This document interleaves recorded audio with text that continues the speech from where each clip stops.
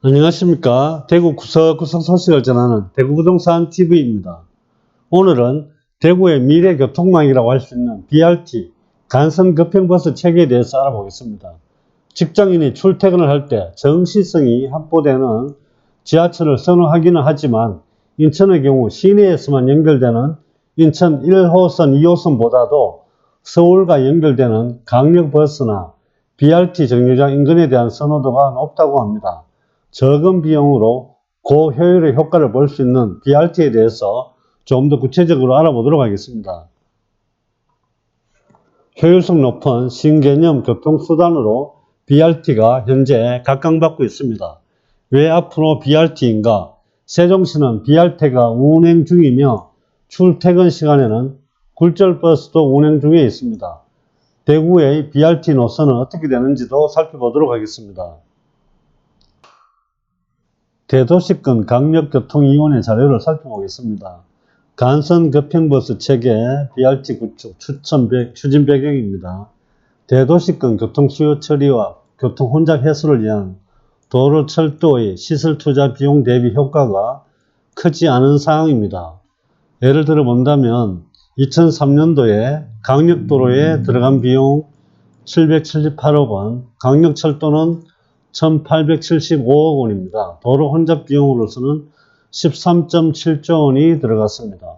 2007년도에 강력도로 투자 비용이 1480억 원, 강력철도 5303억 원, 도로 혼잡 비용으로서는 16.5조 원이 들어갔습니다. 도로 위주의 투자는 승용차 중심 이용 패턴을 유발해서 도심지의 교통 혼잡 해소에 크게 기여하지 못하고 있습니다. 철도 투자는 교통 혼잡 해소에 기여했으나 과다한 건설 비용으로 일부 지자체의 재정적 어려움을 초래하고 있습니다. 따라서 교통난 해소를 위해서 저비용 고효율의 대중교통 수단인 간선급행버스 체계를 적극 확대할 필요가 있는 것입니다. 경전철과 비교했을 때 수송 용량은 85% 수준이나 사업비는 6.5%에 불과합니다. 평균 건설비를 살펴보면 BRT는 킬로미터당 30억 원, 경전철은 킬로미터당 460억 원, 지하철은 킬로미터당 1000억 원 정도의 건설 비용이 들어가게 됩니다. BRT란 전용차로 BRT, 우선신호, 지능형 교통체계 등을 도입하여 통행속도, 정시성, 수송 능력 등을 향상시킨 신교통수단입니다. 추진 경과를 살펴보겠습니다. BRT 추진계획 수립은 2010년도 8월달에 수립을 했습니다. BRT를 전국 대도시권으로 확대하기 위하여 전국 대도시권 BRT 확충계획을 수립했습니다.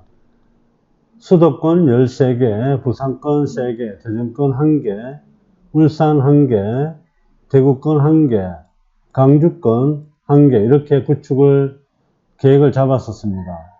BRT 특별법을 14년 6월에 제정했습니다. BRT 사업의 원활한 구축 운영을 위해서 사업 절차, 운영 방식, 재정 지출 등을 규정한 간선급행버스 체계의 건설 및 운영에 관한 특별법을 제정했습니다.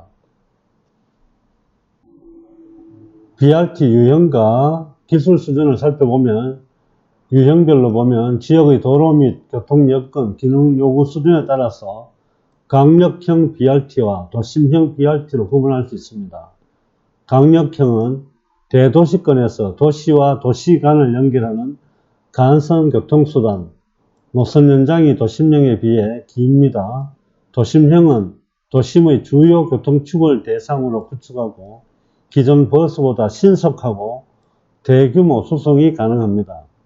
전용형 BRT와 혼용형 BRT로 구분할 수 있습니다. 전용형은 차량, 주행로, 정류장 등이 하나의 단일 시스템으로 형성되어 시스템에 포함되지 않는 버스는 진출입이 불가능한 경전철에 준하는 독립된 시스템입니다. 혼용형은 BRT 인프라 구축 후 구간의 전부 또는 일부를 기존 또는 새로운 버스 노선이 운행토록 하는 시스템입니다. 전용형에 비해서 다양한 유형의 BRT 차량 운행이 가능합니다.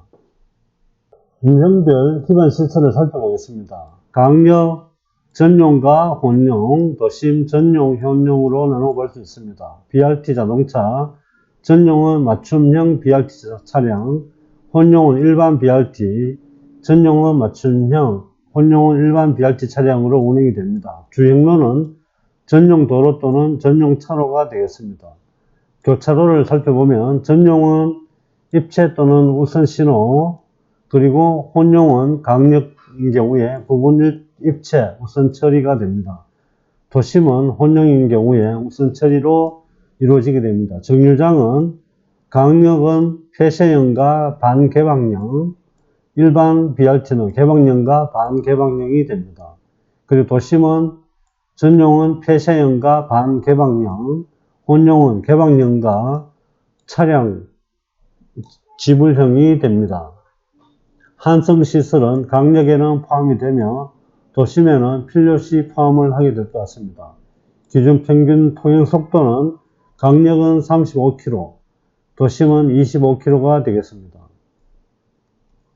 BRT 차량은 간선 급행버스 체계의 건설 및 운영에 관한 특별법 시행령 제3조에 규정된 자동차를 의미합니다.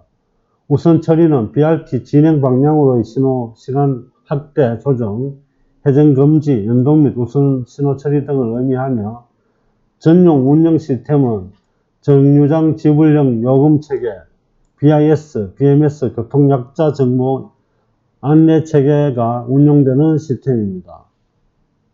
간선 급행버스 체계 BRT 종합계획을 살펴보겠습니다. 2018년에서 2027년도까지입니다. 수도권은 합계 22개, 단기사업 11개, 중장기 11개, 부산 울산권 9개, 단기 5개, 중장기 4개, 대구권은 7건입니다. 그리고 단기 1개, 중장기 6개, 대전권은 합계 5건에 단기 1개, 중장기 4개, 강주권 합계 4건, 단기 1개, 중장기 3건, 합계 총 47건입니다. 단기 사업 19건, 중장기 28건이 되겠습니다. 대구권 살펴보겠습니다. 1번, 2번, 3번, 4번, 5번, 6번 이렇게 진행이 됩니다. 조금 더 구체적인 내용을 살펴보겠습니다. 1번이 구지에서 하원 BRT입니다. 달성 2차 산업단지에서 설화 명곡역까지 이어지게 됩니다. 25.3km, 사업 단계는 2023년부터 25년까지 중기로 이루어집니다. 지원 형태는 도심형이며 기본형이 들어가게 됩니다. 2번 라인이 복현 지산 BRT입니다. 복현 오거리에서 한금 내거리까지 이어지게 됩니다. 연장 16.2km, 그리고 2024년에서 2025년 중기 사업이며 도심 기본형입니다. 3번 라인이 간산에서 내당 BRT, 호림 내거리에서 남평리 내거리까지 이어집니다. 연장은 8.1km, 2025년에서 26년 중기 도심 기본형이 됩니다. 4호 라인은 평리에서 효목 BRT입니다. 신평리 내거리에서 효목 내거리까지 이어지게 되며 연장 8.6km, 2019년에서 2021년도까지 단기 사업입니다. 도심형이며 고급형으로 들어가게 될 것 같습니다. 5호 라인은 봉덕에서 상격 BRT, 영대병원 내거리에서 엑소까지 이어지는 9.1km입니다. 2026년에서 2027년 중기 사업이며 도심 형태로 들어서며 기본형입니다.